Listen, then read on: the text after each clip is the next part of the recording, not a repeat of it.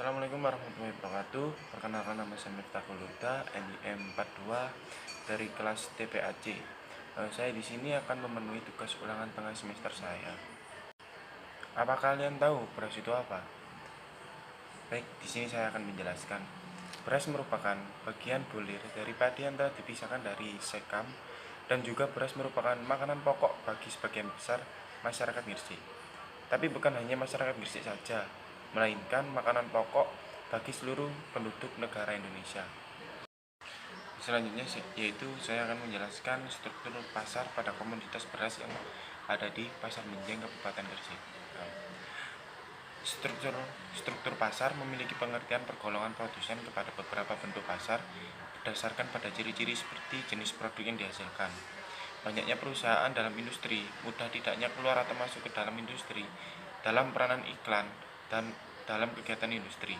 Analisa ekonomi membedakan struktur pasar menjadi 4 jenis, yaitu pasar persaingan sempurna, pasar monopoli, pasar monopolistik, dan pasar oligopoli.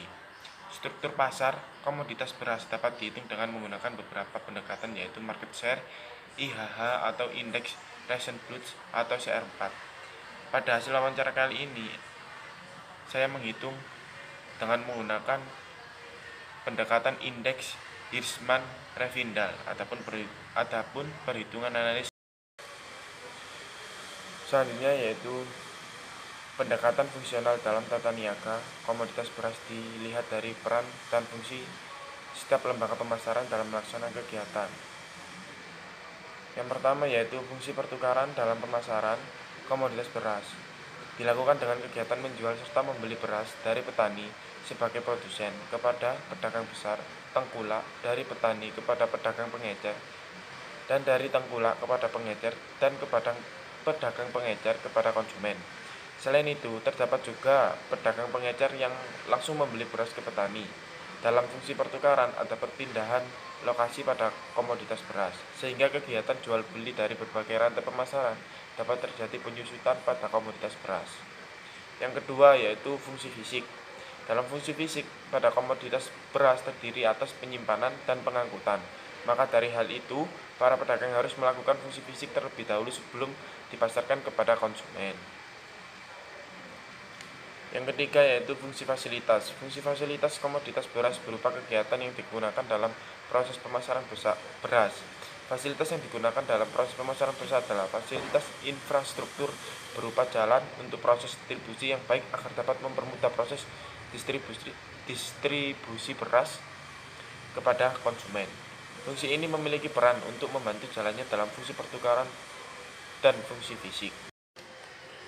Selanjutnya yaitu ada analisis perilaku pasar yang terjadi pada Pasar Menjeng, Kabupaten Gresik.